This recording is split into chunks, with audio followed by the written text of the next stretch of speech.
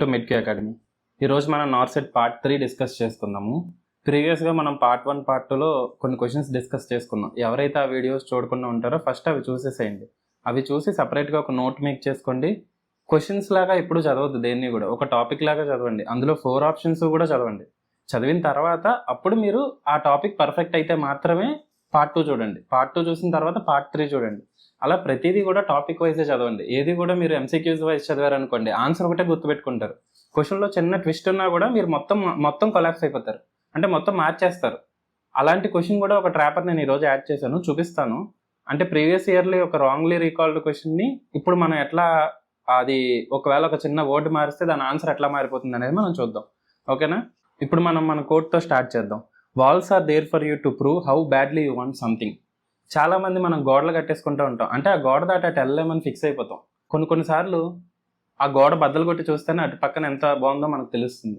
కాబట్టి మీ అంతటికి మీరు ఆ గోడ బద్దలు కొట్టాలంటే మీకు కావాల్సిన ఎనర్జీ ఏంటి, మీరు ఎంత బలంగా దాన్ని కోరుకుంటున్నారు అనేది మీకు తెలియాలి. ఫస్ట్ మీరు అటు సైడ్ వెళ్ళాలా, లేకపోతే ఇటు సైడే ఉండి మీరు ఇలాగే వాళ్ళు ఇచ్చే 9,000కి 10,000కి 11,000కి ఈ ప్రైవేట్ జాబ్స్లో ఎవడెంత కష్టపడితే అంత కష్టపడిపోవాలనుకుంటున్నారా, అవన్నీ మీ ఇష్టమే.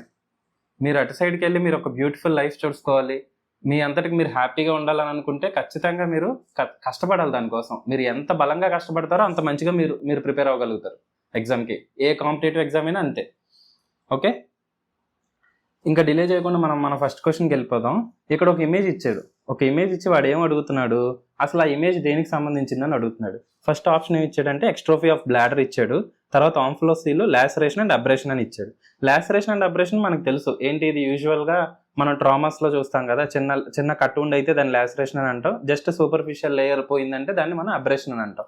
కాబట్టి ఇవి రెండు స్ట్రైట్ అవే ఆప్షన్స్ కాదు, ఆన్సర్స్ కాదు. ఇంకా మనకున్న రెండు ఆప్షన్స్ ఏంటి, ఒకటి ఎక్స్ట్రోఫీ ఆఫ్ బ్లాడర్, రెండోది వచ్చేసి ఆంఫ్లోసీల్. ఈ రెండిట్లో మనం ఎట్లా తెలుసుకోవాలనేది మనం చూద్దాం. ఇప్పుడు ఫర్ ఎగ్జాంపుల్ మనం ఇది ఒక అంబ్లికస్ అనుకుందాం. ఓకేనా? ఈ అంబ్లికస్ అనుకుందాం, ఇది యాంటీరియర్ అబ్డోమినల్ వాల్, ఇదంతా కూడా యాంటీరియర్ అబ్డోమినల్ వాల్. ఇప్పుడు మనం ఈ యాంటీరియర్ అబ్డోమినల్ వాల్ డిఫెక్ట్స్ మాత్రమే మనం చూస్తున్నాం. యాంటీరియర్ అబ్డోమినల్ వాల్ డిఫెక్ట్స్లో మనకి మెయిన్లీ 3 థింగ్స్ ఉంటాయి. ఒకటి బ్లాడర్ ఎక్స్ట్రోఫీ, ఆంఫ్లోసీలు, గ్యాస్ట్రోస్కిసిస్. ఈ మూడిట్లకి అసలు ఎట్లా డిఫరెన్షియేట్ చేద్దాం అనేది చూద్దాం, తర్వాత మనం ఆన్సర్ చేద్దాం. ఇప్పుడు మనకి అంబ్లికల్ లెవెల్లో ఏమన్నా డిఫెక్ట్ వచ్చింది అనుకో, ఇది మనకి ఎలా ఉంటుంది, దీన్ని మనం ఆంఫ్లోసీల్ అంటాం. ఆంఫ్లోసీల్ అంటే ఏంటి, at the level of umbilicus. Umbilical లెవెల్లో ఏదైనా డిఫెక్ట్ వచ్చేసి ఆ కంటెంట్స్ అన్నీ కూడా ఆ డిఫెక్ట్లో నుంచి, ఆ గ్యాప్లో నుంచి బయటకు వచ్చేసినాయి అనుకో, దాన్ని మనం ఆంఫ్లోసీల్ అంటాం. ఏ కంటెంట్స్ వస్తాయి, స్టమక్లో ఏమేమి ఉంటాయి, మనకి అంబ్లికస్ లెవెల్లో ఏమేమి కంటెంట్స్ ఉంటాయి, ఏదర్ ఇంటెస్టైన్ అయినా అయ్యి ఉండొచ్చు, ఒకటి ఇంటెస్టైన్ అయినా అయ్యి ఉండొచ్చు, తర్వాత లివర్ అయినా అయ్యి ఉండొచ్చు, లేదంటే స్టమక్ అయినా అయ్యి ఉండొచ్చు. ఏ కంటెంట్ బయటకు వచ్చినా కూడా మనం దాన్ని ఆంఫ్లోసీల్ అని అంటాం. తర్వాత ఆంఫ్లోసీల్ అంటే ఈ అంబ్లికస్కి కింద లెవెల్లో, అంటే ఈ లెవెల్లో, అంటే ఇక్కడ ఏముంటుంది మనకి అంబ్లికస్ కింద బ్లాడర్ ఉంటుంది. ఇన్ కేస్ మనకి బిలో ద అంబ్లికస్ లెవెల్ ఏదైనా డిఫెక్ట్ ఉందనుకుందాం, అంటే ఇక్కడ సరిగ్గా కలుసుకోలేదు, ఈ ఏరియాలో మనకి మజిల్స్ అనేవి సరిగ్గా కలుసుకోలేదు, అప్పుడు ఏమవుతుంది, లోపల ఉండేటువంటి బ్లాడర్ బయటకు వచ్చేస్తుంది. బ్లాడర్ అనేది బయటకు వచ్చేస్తుంది, దాన్ని మనం బ్లాడర్ ఎక్స్ట్రోఫీ అంటాం. ఓకేనా?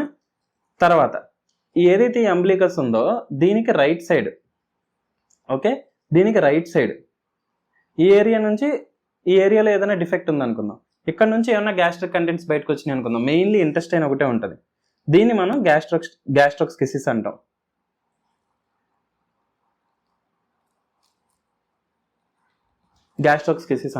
సో 3 థింగ్స్ గుర్తుపెట్టుకోవాలి. ఏంటవి, ఒకటి అంబ్లికస్ లెవెల్లో ఏదైనా డిఫెక్ట్ ఉండి అక్కడ నుంచి కంటెంట్స్ బయటకు వచ్చినాయి అనుకో, దాన్ని మనం ఆంఫ్లోసీల్ అంటాం. దాంట్లో ఇంటెస్టైన్ ఉండొచ్చు, లివర్ ఉండొచ్చు అండ్ స్టమక్ ఉండొచ్చు. ఒకవేళ అంబ్లికస్ కింద లెవెల్లో, అంటే అంబ్లికస్ కింద లెవెల్లో ఏదైనా బయటకు వచ్చిందనుకో, ఈ అంబ్లికస్ కింద లెవెల్లో ఏమైనా బయటకు వచ్చిందనుకో, దాన్ని మనం బ్లాడర్ ఎక్స్ట్రోఫీ అంటాం. ఎందుకు, అంబ్లికస్ కింద మనకి బ్లాడరే ఉంటుంది కాబట్టి. ఒకవేళ లేదు, అంబ్లికస్కి రైట్ సైడ్ ఉన్న దాని నుంచి మనకి ఏదైనా బయటకు వచ్చిందనుకో, దాన్ని మనం గ్యాస్ట్రోస్కిసిస్ అంటాం. దాంట్లో మెయిన్లీ ఇంటెస్టైనల్ కంటెంట్ ఉంటుంది. అసలు మూడింటికి ఇమేజెస్ ఇస్తే ఎట్లా డిఫరెన్షియేట్ చేయాలనేది చూద్దాం. ఓకేనా? ఫస్ట్ ఇమేజ్లో ఏముంది మనకి, ఇది మనకి జెనిటేలియా అనుకుందాం. జెనిటేలియాకి జస్ట్ పైన మనకి ఈ ఎక్స్ట్రావెసేషన్ ఇచ్చాడు, కాబట్టి దీన్ని ఏమంటాం మనం, బ్లాడర్ ఎక్స్ట్రోఫీ అంటాం. అంబ్లికస్ అరౌండ్ ఇక్కడ ఉంది అనుకుందాం కదా, ఈ అంబ్లికస్ కిందే జరిగింది ఇది, కాబట్టి దీన్ని మనం ఏమంటాం, బ్లాడర్ ఎక్స్ట్రోఫీ అంటాం. నెక్స్ట్ ఇంకొక ఇమేజ్ చూద్దాం. ఇక్కడ ఇంకొక ఇమేజ్ ఏముంది, ఇక్కడ మనకి అరౌండ్ ఇక్కడ అంబ్లికస్ ఉంటుంది కదా, ఇక్కడ మనకు అంబ్లికస్ ఉంటుంది. ఈ అంబ్లికస్ సరౌండింగ్లో ఈ ఏరియా బయటకు వచ్చింది. కాబట్టి దీనికి మనకి ఏమవుతుంది, లార్జ్ ఓ స్ట్రక్చర్ కవర్డ్ విత్ కవర్. దీన్ని అన్నిటిని మనం ఏమంటాం, ఆంఫ్లోసీల్ అంటాం. ఆంఫ్లోసీల్. ఓకేనా. ఓ ఓ ఓ కలర్లో మనకంటే ఓ షేప్లో చాలా పెద్ద స్ట్రక్చర్ వచ్చింది. దాని మీద కవర్ ఉంది, అంటే ఒక లేయర్ లాగా ఏదో కవర్ అయ్యి ఉంది. అండ్ ఇది అంబ్లికస్ లెవెల్లో బయటకు వచ్చింది మనకి. దీన్ని మనం ఏమంటాము, ఆంఫ్లోసీల్ అంటాం. ఇప్పుడు ఇంకొక ఇమేజ్ ఉంది ఇక్కడ చూడు, ఇదిగో ఇది. ఇది ఎక్కడ ఉంది మనకి, ఇక్కడ నుంచి బయటకు వచ్చింది. అంటే right side of umbilicus. Umbilicus around ఇక్కడ ఉంది అనుకుందాం, ఇది అంబ్లికస్ అనుకుందాం. ఓకేనా. ఇక్కడ అంబ్లికస్ ఉంది అనుకుందాం. మనకి ఎక్కడ వచ్చింది డిఫెక్ట్, సైడ్ నుంచి వచ్చింది బయటికి, సైడ్ నుంచి బయటకు వచ్చింది. దీన్ని మనం ఏమంటాం, గ్యాస్ట్రోస్కిసిస్ అంటాం. ఇప్పుడు ఇవి రెండు ఇచ్చాడు అనుకుందాం, ఆంఫ్లోసీల్ గ్యాస్ట్రోస్కిసిస్ ఇచ్చాడు అనుకుందాం. చూడంగానే మనం ఏం డిఫరెన్షియేట్ చేస్తాం ఇమేజ్లో, ఒకటి ఆంఫ్లోసీల్కి ఒక మెంబ్రెయిన్ కవర్ అయ్యి ఉంది, ఒక మెంబ్రెయిన్ కవర్ అయ్యి ఉంది, అవునా. ఇలా ఒక మెంబ్రెయిన్ కవర్ అయ్యి ఉంది. కానీ గ్యాస్ట్రోస్కిసిస్కి ఏముంది, డైరెక్ట్లీ ఇంటెస్టైన్స్ ఎక్స్పోజ్ అయ్యి ఉంది. ఏమవుతుంది ఇంటెస్టైన్స్ డైరెక్ట్గా ఎక్స్పోజ్ అయితే ఎయిర్కి, ఒకటి నెంబర్ 1 ఏంటంటే ఇన్ఫెక్షన్స్ ఎక్కువ వచ్చే ఛాన్సెస్ ఉంటాయి.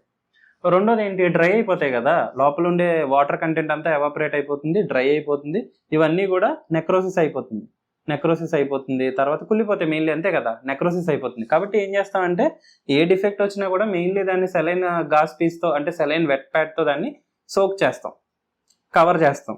తర్వాత ఇంకొక ఇమేజ్ ఇచ్చాడు ఇక్కడ. ఇది నార్మల్గా ఏంటి, ఇది లాసరేషన్. అంటే ఏంటి, స్కిన్ సబ్క్యూటేనియస్ టిష్యూని మనం ఏమైనా కట్ చేసామనుకో, ఏదైనా టేర్ అయిందనుకో, దాన్ని మనం లాసరేషన్ అంటాం. ఇప్పుడు ఇంకొకటి ఉంది, ఈ ఇమేజ్ ఏంటిది, ఓన్లీ స్కిన్ అనేది పోయింది, సర్ఫేస్ ఆఫ్ స్కిన్ పోయింది. దీన్ని మనం అబ్రేషన్ అంటాం. మెయిన్లీ ఇది రోడ్ యాక్సిడెంట్స్లో చూస్తాం కదా, ఏమన్నా రోడ్డు మీద ఇలా గీచుకున్నా ఏదన్నా ఉంటే పైన స్కిన్ లేయర్ పోతుంది కదా, దాన్ని మనం అబ్రేషన్ అని అంటాం. సో 4 టైప్స్, మొత్తంగా 5 టైప్స్ ఇచ్చాడు వాడు. ఆప్షన్లో ఇచ్చిన 4th టైప్ కాకుండా మనం ఎక్స్ట్రాగా ఒక టైప్ డిస్కస్ చేసుకున్నాం, గ్యాస్ట్రోస్కిసిస్ని. ఇందులో మనకి ఏదన్నా ఒక, అంటే కంజెనిటల్ అనామలీస్కి ఎందులో కామన్గా ఉంటుందని అడిగాడు అనుకో, ఫర్ ఎగ్జాంపుల్ మనకి బ్లాడర్ ఎక్స్ట్రోఫీలో ఉంటుందా, లేకపోతే ఆంఫ్లోసీల్లో ఉంటుందా, ఆర్ గ్యాస్ట్రోస్కిసిస్లో ఉంటుందా అని అడిగాడు. మీరేం ఆన్సర్ చేస్తారు, కరెక్ట్, ఆంఫ్లోసీల్లోనే ఉంటుంది. ఆంఫ్లోసీల్లో ఏముంటుందంటే మెయిన్లీ ట్రైజోమీ 13 కానీ, ట్రైజోమీ 21 కానీ, ట్రైజోమీ 17 కానీ కామన్గా ఉంటాయి. ఇవి 3 కాకుండా ఇంకేముంటుంది, బెక్విత్ వెయిడ్మెన్ సిండ్రోమ్ అని ఒక సిండ్రోమ్ ఉంటుంది, బెక్విత్ వెయిడ్మెన్ సిండ్రోమ్. ఇది కూడా ఆంఫ్లోసీల్లోనే కామన్గా ఉంటుంది. సో డిఫరెన్షియేటింగ్ ఫీచర్స్ చూద్దాం ఫస్ట్ మనం. ఈ బ్లాడర్ ఎక్స్ట్రోఫీకి, ఆంఫ్లోసీల్కి, గ్యాస్ట్రోస్కిసిస్కి, లాసరేషన్ అండ్ అబ్రేషన్కి చూద్దాం.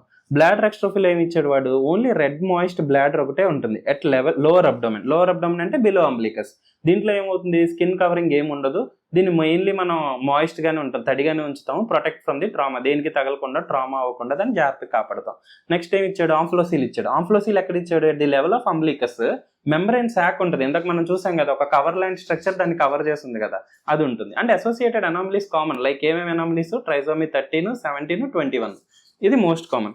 తర్వాత గ్యాస్ట్రోస్కిసిస్ లో ఏమొస్తుంది, బౌల్ ఒకటే అవుట్ సైడ్ ఉంటుంది, usually right of the umbilicus ఇక్కడ ఉంటే దానికి రైట్ సైడ్ బౌల్ అనేది బయటకు వచ్చేస్తుంది. అండ్ దేంతోనూ కవర్ అయి ఉండదు, రా బౌల్ మనకి కనిపిస్తూ ఉంటుంది, ఇదిగో ఇలా డైరెక్ట్ బౌల్ కనిపిస్తుంది, దేన్ని కూడా మనం కవర్ చేసి ఉంటుంది దానికి.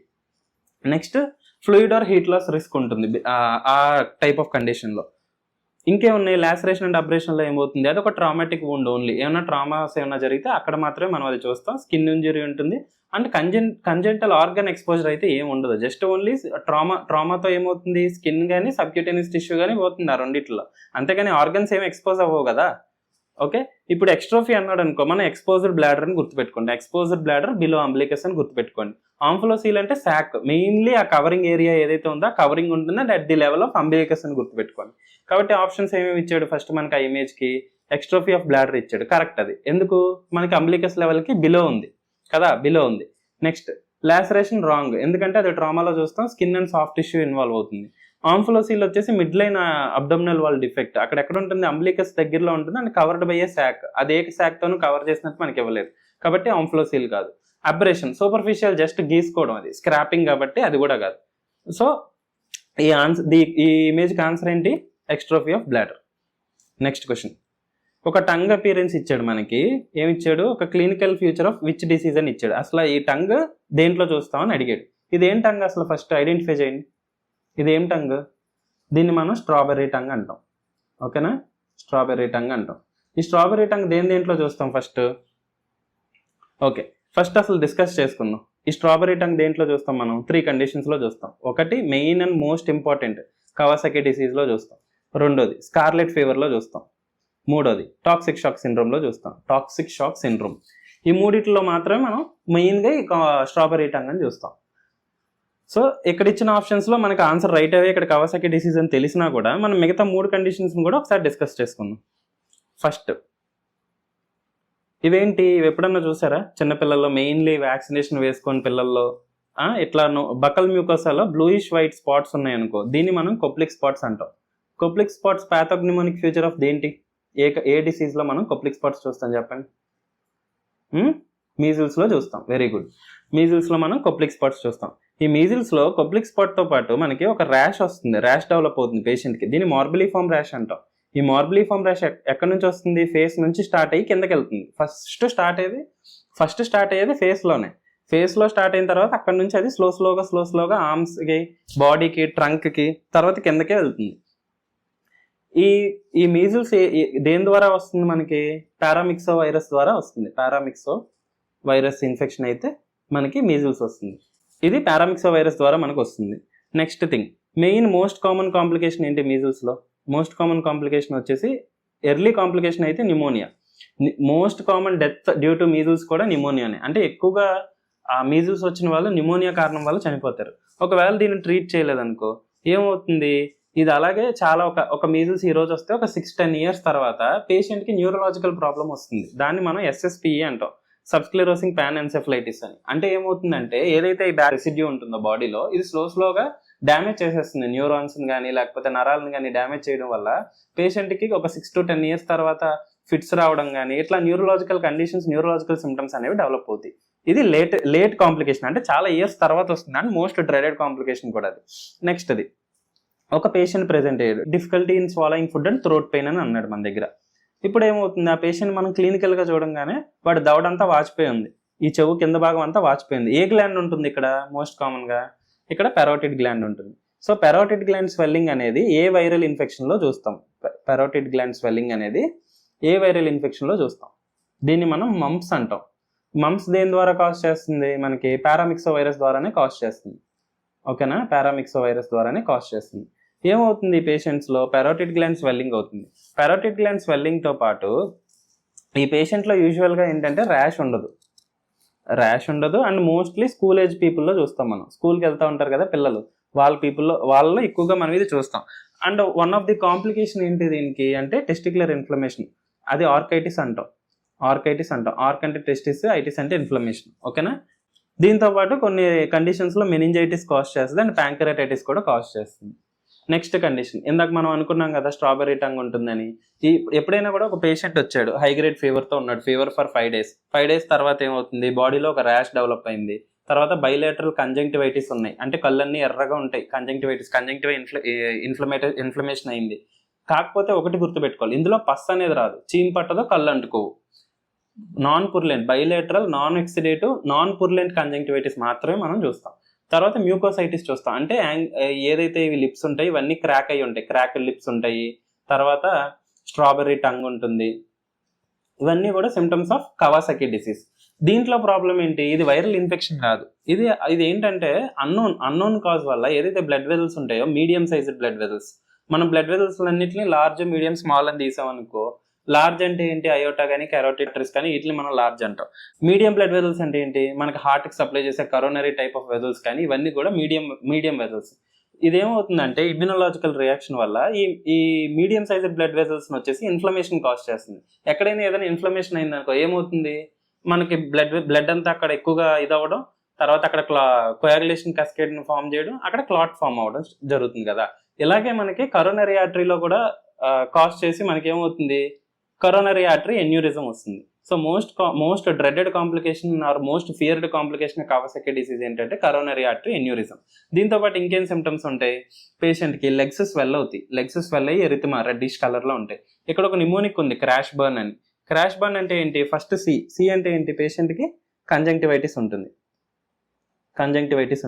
ఆర్ అంటే ర్యాష్. ఏ అంటే ఎడినోపతి, లింఫెడినోపతి ఉంటుంది అనుకున్నాం కదా ఇంతకు, మోర్ దెన్ 1.5 cm. అది. ఎస్ అంటే స్ట్రాబెర్రీ టంగ్.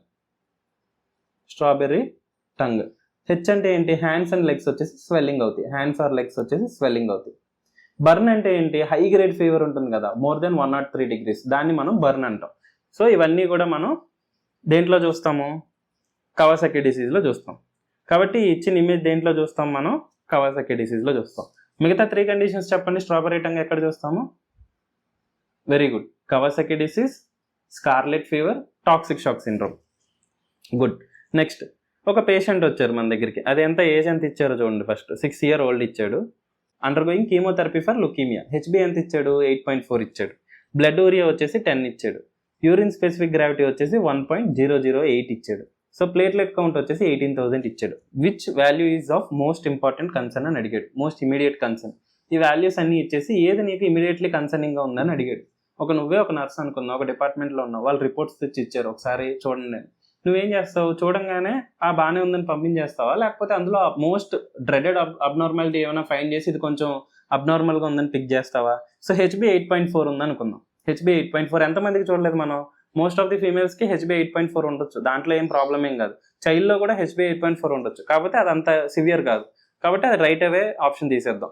యూరియా 10 ఉందో, యూరియా 10 కూడా అంత సివియర్ కాంప్లికేషన్స్ ఏం కాస్ట్ చేయవు. ఈవెన్ దో అన్ని అబ్నార్మల్ వాల్యూస్ అయినా కూడా అంత సివియర్ కాంప్లికేషన్స్ కాస్ట్ చేయవు. స్పెసిఫిక్ గ్రావిటీ 1.008 ఉందనుకుందాం. ఎప్పుడైనా రైనర్ షట్ డౌన్ అయినప్పుడు వాటర్, దీన్ని మనం హైడ్రేట్ చేసుకుంటే సరిపోతుంది. పేషెంట్కి ఎక్కువ వాటర్ ఇవ్వడం, ఫ్లూయిడ్స్ ఇస్తే డైల్యూట్ చేస్తే యూరిన్ని సరిపోతుంది, కాన్సన్ట్రేటెడ్ యూరిన్ని డైల్యూట్ చేస్తే సరిపోతుంది. నెక్స్ట్, ప్లేట్లెట్ కౌంట్ 18,000 ఉందనుకుందాం. ప్లేట్లెట్ కౌంట్ 18,000 ఉంటే మోస్ట్ కామన్ రిస్క్ ఏంటి, పేషెంట్లో బ్లీడ్ అయ్యే ఛాన్సెస్ ఉంటాయి. అవునా, బ్లీడ్ అయ్యే ఛాన్సెస్ ఉంటాయి. కాబట్టి 18,000 ఉన్నవాడికి అట్లీస్ట్ మనం ప్లేట్లెట్ ట్రాన్స్ఫ్యూషన్ అయినా చేయాలి, ఆర్ అదర్ ఇంటర్వెన్షన్ ఏదైనా చేసుకోవాలి. కాబట్టి 18,000 ఉన్న ప్లేట్లెట్ కౌంట్ అనేది మనకి మోస్ట్ ఇమీడియట్ కన్సర్న్ మనకి, ఎందుకంటే ఆ వాల్యూ అనేది చాలా తక్కువ ఉంది కాబట్టి. ఇప్పుడు ఫర్ ఎగ్జాంపుల్ హెచ్బిలో ఉందనుకుందాం. ఇప్పుడు మనం హెచ్బిలో ఉందనుకుందాం, ఏ కండిషన్స్లో హెచ్బిలో ఉంటుంది మనకి?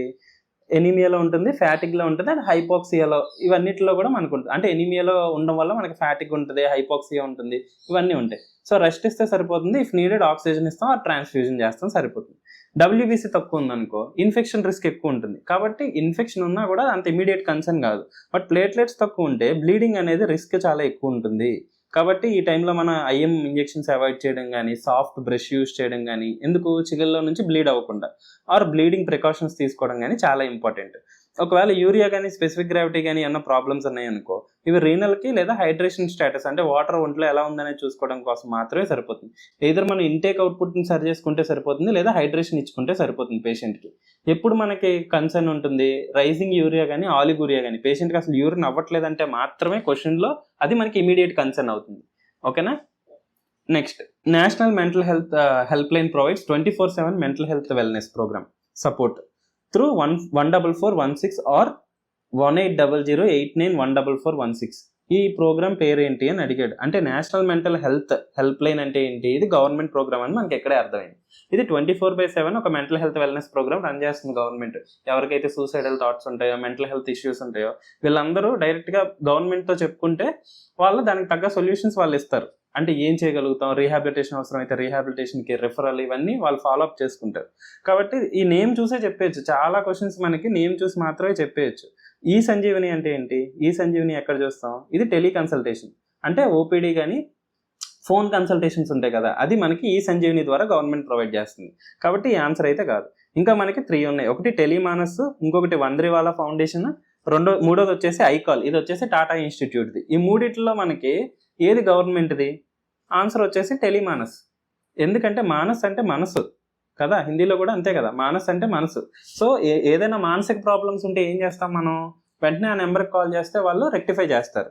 సేమ్ అదే ప్రాబ్లమ్స్కి, సూసైడల్ థాట్స్కి అండ్ అదర్ మెంటల్ హెల్త్ ఇష్యూస్కి మనకి వంద్రివాలా ఫౌండేషన్ ఉంది, అండ్ ఐకాల్ ఫౌండేషన్ కూడా దానికే, ఐకాల్ సిస్టమ్ కూడా దానికే. సో ఇది మనం చూద్దాం. ఫస్ట్ టెలిమానస్ అంటే ఏంటో చూద్దాం. టెలిమానస్లో ఏమి ఇచ్చాడు? ఇది గవర్నమెంట్ టెలిమెంటల్ హెల్త్ సపోర్ట్. అంటే ఒక నెంబర్ కాల్ చేసి మన ప్రాబ్లమ్స్ అన్ని చెప్పుకోవడానికి గవర్నమెంట్ ఏం చేసింది, ఒక టెలిమెంటల్ హెల్త్ సపోర్ట్ ఇచ్చింది, మెయిన్లీ మెంటల్ ప్రాబ్లమ్స్కి. నెక్స్ట్ ఈ సంజీవని అంటే ఏంటి? ఒక టెలిమెడిసిన్ కన్సల్టేషన్ ప్లాట్ఫామ్ ఇది, అంటే ఆన్లైన్ ఫోన్ కాల్ ఓపీడీ లాగా. నెక్స్ట్ ఐకాల్ ఏంటి? ఐకాల్ అనేది psycho social counselling help line. ఏదన్నా ఒక కౌన్సిలింగ్ హెల్ప్ లైన్ కోసం ఇది టాటా ఇన్స్టిట్యూట్ వాడిది. ఓకేనా? నెక్స్ట్ వంద్రివాలా అనేది ఏంటి? Crisis mental health help line. ఇది కూడా ఒక NGO or private help line. కానీ గవర్నమెంట్కి సంబంధించి ఓన్లీ మానసిక ప్రాబ్లమ్స్ చెప్పుకోవడానికి మనకి Tele MANAS which is available at 14416. Okay, next population based screening అనేది మెయిన్లీ నాన్ కమ్యూనికేబుల్ డిసీజెస్కి ఏ ఏజ్ గ్రూప్ నుంచి స్టార్ట్ చేస్తామని అడిగాడు. నాన్ కమ్యూనికేబుల్ డిసీజెస్ అంటే ఏంటి? బీపీ కానీ, హైపర్ టెన్షన్ కానీ, ఇట్లాంటివన్నీ. So 60, 50, 18 and 30. ఇప్పుడు చూద్దాం మనకి నాన్ కమ్యూనికేబుల్ డిసీజెస్ అంటే ఏంటి. నాన్ కమ్యూనికేబుల్ డిసీజెస్ అంటే ఒకరి నుంచి ఒకరికి స్ప్రెడ్ అయ్యే కాదు, ఓకేనా. మనం తీసుకునే అలవాట్లు బట్టి, మనకున్న జెనెటిక్స్ని బట్టి వచ్చాయి. మెయిన్లీ ఏంటి అవి? హైపర్ టెన్షన్ కానీ, డయాబెటీస్ కానీ, లేదా కామన్ క్యాన్సర్స్ ఏది ఉన్నా కూడా అది నాన్ కమ్యూనికేబుల్ డిసీజెస్లోకి వస్తాయి. ఇప్పుడు దీంట్లో మనకి ఏజ్ గ్రూప్ వాళ్ళని తీసుకుంటాం, వాడు ఇచ్చిన ఆప్షన్స్నే చూద్దాం. ఆల్రెడీ 50 years అంటే వాడికి హైపర్ టెన్షన్ వచ్చేసిన తర్వాత నువ్వేం చేయలేవు కదా, ఇంటర్వెన్షన్ ఏం చేయలేవు. అదే ఒక ఎర్లీగా ఐడెంటిఫై చేసావు అనుకో ఒక పేషెంట్ని, వాడికి ఏదైనా నువ్వు వాకింగ్ చేయడం కానీ, రెగ్యులర్ ఎక్సర్సైజ్ చేయడం కానీ, సాల్ట్ రెస్ట్రిక్షన్ చేయడం కానీ, ఇట్లాంటివన్నీ నువ్వు అడ్వైస్ చేయొచ్చు. సో గవర్నమెంట్ ఎప్పుడు కూడా ఏదైనా స్క్రీనింగ్ ప్రోగ్రామ్ అంటే అది యాజ్ ఎర్లీ యాజ్ పాసిబుల్ చూస్తుంది. 18 years is too early. ఎందుకు టూ ఎర్లీ? వాడు చాలా ఎంగేజ్లో ఉంటాడు, వాళ్ళకి బీపీస్ షుగర్స్ అనేవి ఈ ఏజ్లో కామన్ అయినా కూడా చాలా వరకు ఉండవు కదా. ఇంకా 60, 50 అంటే ఆల్రెడీ వాళ్ళు డయాగ్నోస్ అయిపోయి ఉంటారు. కాబట్టి నువ్వు ఏదైనా ఇంటర్వెన్షన్ తీసుకోవాలన్నా కూడా it is too late. By seeing option అంటే ఒక స్మార్ట్ గెస్ చేయడం ద్వారా కూడా నువ్వు చాలా ఆప్షన్స్ని ఎలిమినేట్ చేసేసుకుంటావు. After eliminating these 3 answer might be 30 years. కాకపోతే అది ఎందుకని చూద్దాం. సో కామన్ క్యాన్సర్ స్క్రీనింగ్ చేస్తాం ఆ ఏజ్లో. ఎందుకు? ఓరల్ క్యాన్సర్ చేస్తాము, బ్రెస్ట్ క్యాన్సర్కి చేస్తాము, సెర్వికల్ క్యాన్సర్కి చేస్తాము. ఎందుకంటే ఇవి most common cancer seen in India. And nurse and CHO role ఏముంటుంది దాంట్లో? ఏదైనా రిస్క్ అసెస్మెంట్ చేయడం కానీ, బీపీ ఆర్ గ్లూకోజ్ స్క్రీనింగ్ చేయడం కానీ, ఏదైనా అబ్నార్మల్గా వస్తే వాళ్ళని రిఫర్ చేసి అండ్ ఫాలోఅప్ తీసుకోవడం. అది కౌన్సిలింగ్ ఏమిస్తారు? టొబాకో సెసేషన్ అంటే టొబాకో మానేయడం కానీ, డైట్ కౌన్సిలింగ్ కానీ, ఫిజికల్ యాక్టివిటీ కానీ, మెడికేషన్ అడ్హెరెన్స్ అంటే మందులు కరెక్ట్గా వాడుతున్నారా లేదా అని కూడా చూస్తాం. సో 30+ పాపులేషన్ ఏం చేస్తాం మనం? స్క్రీన్ చేస్తాం. ఏ డిసీజెస్ కోసం? డయాబెటీస్కి, క్యాన్సర్స్కి అండ్ హైపర్ టెన్షన్కి స్క్రీన్ చేసిన తర్వాత వాళ్ళని కౌన్సిల్ చేస్తాం అండ్ రిఫర్ చేసి ఫాలోఅప్ తీసుకుంటాం. ఓకే, నెక్స్ట్ ఇది ఒక ఇంపార్టెంట్ క్వశ్చన్. యాక్చువల్లీ నేను previous year part 2 question discuss చేసేటప్పుడు ఏంటంటే ఒక చిన్న వర్డ్ అక్కడ మిస్ అయింది. ఎందుకంటే ఇవి రీకాల్ బేస్డ్ క్వశ్చన్స్, ఇవి కరెక్ట్గా రీకాల్ చేశారో లేదో తెలియదు. ఒక వర్డింగ్ ఫార్మేషన్లో చిన్న చిన్న మిస్టేక్స్ ఉంటాయి, దానివల్ల మొత్తం ఆన్సరే మారిపోతుందని చెప్పాను కదా. అలాంటి క్వశ్చన్ ఇది. ఎగ్జామినర్ ఎంత తెలివిగా కన్ఫ్యూజ్ చేస్తాడంటే, ఇప్పుడు ఒక 28 year old ఫీమేల్ వచ్చింది G2P1 with twin pregnancy, 34 weeks. ఏమైంది? సడన్ సివియర్ అబ్డోమినల్ పెయిన్ వచ్చింది. దాంతోపాటు పేల్ లుకింగ్ ఉంది, యాంగ్షియస్ ఉంది అండ్ రిజిడ్ టెండర్ యూట్రస్ ఉంది. రిజిడ్ టెండర్ యూట్రస్, ఈ పాయింట్ గుర్తుపెట్టుకోండి. రిజిడ్ టెండర్ యూట్రస్ ఉంది అండ్ 1 fetal హార్ట్ బీట్ వచ్చేసి absent, bradycardia in another fetus, mother is hypotensive with weak thready pulse. Most likely diagnosis ఏంటి అని అడిగాడు. నేను లాస్ట్ టైం ఏం చెప్పాను దీనికి? యూట్రైన్ రప్చర్ అని చెప్పా, కానీ ఇది రాంగ్ ఆన్సర్. ఎందుకు రాంగ్ ఆన్సర్ అంటే ఇక్కడ మనకి రిజిడ్ టెండర్ యూట్రస్ అని ఇచ్చాడు. యూట్రైన్ రప్చర్లో ఏమవుతుంది? యూట్రస్ వచ్చేసి అటానిక్ ఉంటుంది, చాలా స్మూత్గా ఉంటుంది, కానీ ఇక్కడ వీడు రిజిడ్ అని ఇచ్చాడు. నేను లాస్ట్ టైం డిస్కషన్ చేసిన క్వశ్చన్లో ఆ రిజిడ్ అనే వర్డ్ లేదు. చూడండి, a woman in labour with twin pregnancy is being monitored. First twin shows low fetal heart rate, suddenly the second twin's heart sounds become absent, mother develops weak thready pulse and signs of shock. What is the most likely diagnosis అని ఇచ్చాడు. ఆ ఒక్క word లేకపోవడం వల్ల diagnosis మారిపోతుంది. ఇక్కడ ఇది might be uterine rupture అయ్యే ఛాన్సెస్ ఎక్కువ ఉంటాయి మిగతా ఆప్షన్స్ ఎలిమినేట్ చేసుకుంటే ఆ కండిషన్కి. కానీ ఈ ఆప్షన్లో అక్కడ వాడు రిజిడ్ టెండర్ యూట్రస్ అని ఇచ్చాడు. అంటే యూట్రస్ పట్టుకోగానే నొప్పి వస్తుంది, చాలా గట్టిగా ఉంది. ఇవన్నీ కూడా యూట్రైన్ రప్చర్లో చూడం మనం, మిగతా సైన్స్ అన్నీ చూస్తాం, కానీ ఇది చూడం.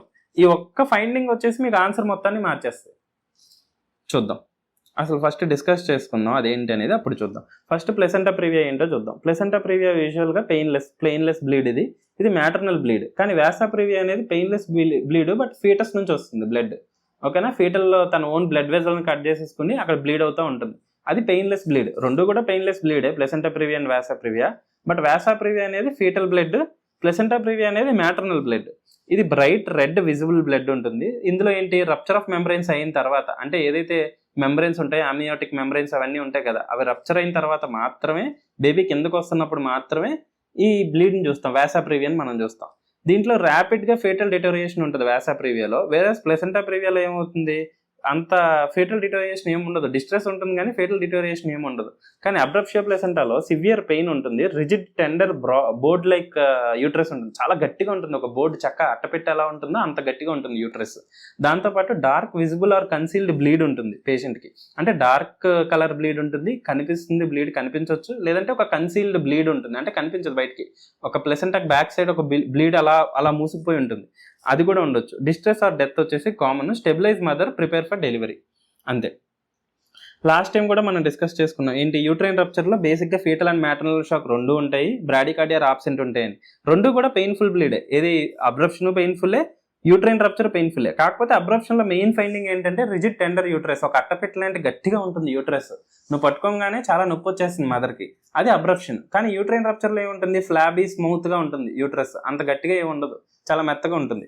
ఇవి రెండు దానికి రెండింటికి డిఫరెన్స్. ఓకేనా. నెక్స్ట్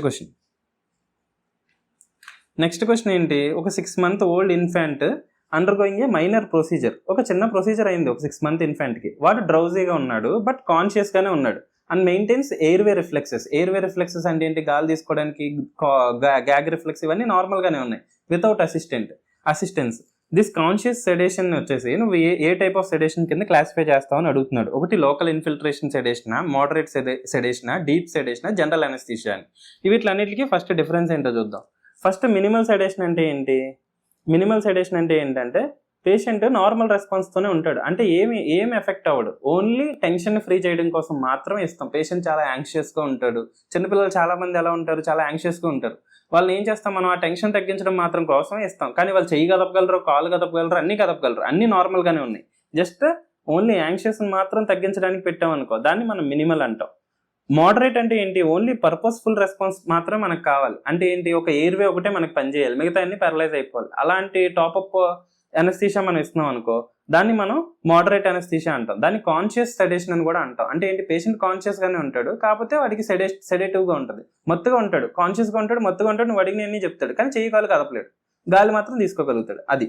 నెక్స్ట్ డీప్లో ఏమవుతుంది, రిపీటెడ్ పెయిన్ఫుల్ స్టిమ్యులస్ ఇస్తే కానీ వాడు రెస్పాన్స్ అవ్వడు, బాగా గట్టిగా గిల్లితేనే కానీ వాడు లెగ్స్ కళ్ళు తెరిచి చూడడు, లేకపోతే కళ్ళు మూసుకునే ఉంటాడు.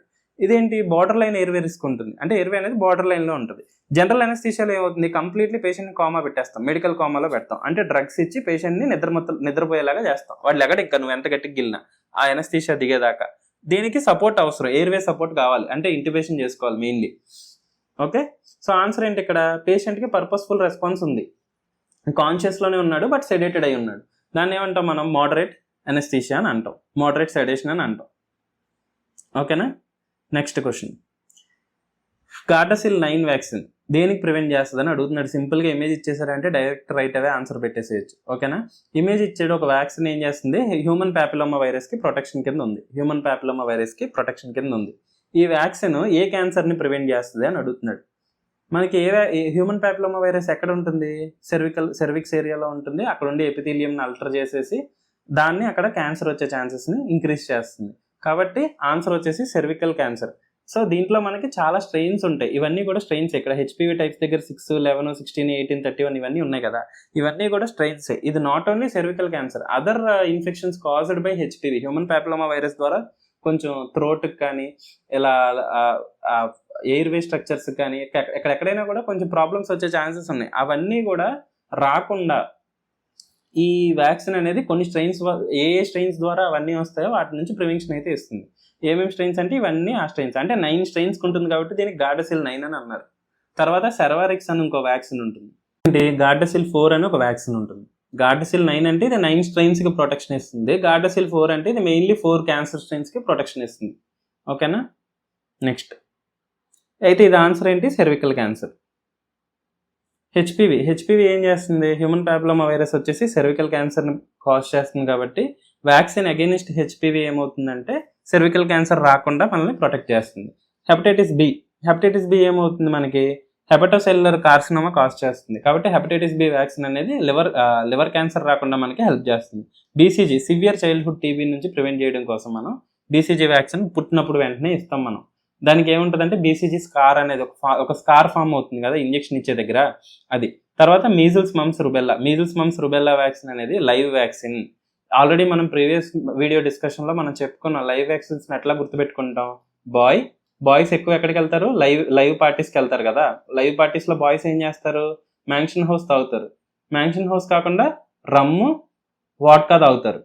ఓకేనా? ఇప్పుడు చెప్పండి. లైవ్ బాయ్ అంటే BOY, బాయ్ అంటే ఏంటి? BCG, OPV, yellow fever vaccine కదా.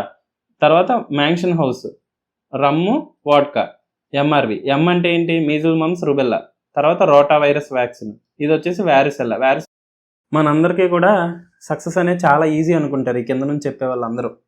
ఓకేనా? అది ఎంత కష్టమో ఆ దారిలో నడిచేవాడికి మాత్రమే తెలుస్తుంది. ఎన్ని ముళ్ళున్నా, ఎన్ని రాళ్ళున్నా, ఎన్ని కష్టాలున్నా అవన్నీ దాటుకుని వాడు గెలుస్తాడు. ఈ కింద ఉండే వాళ్ళకి అదేం కనిపించదు. వాళ్ళందరూ కూడా ఎప్పుడు కిందే ఉంటారు, మీ దగ్గరికి ఎప్పుడు రాలేరు.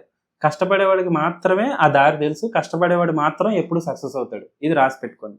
Thank you.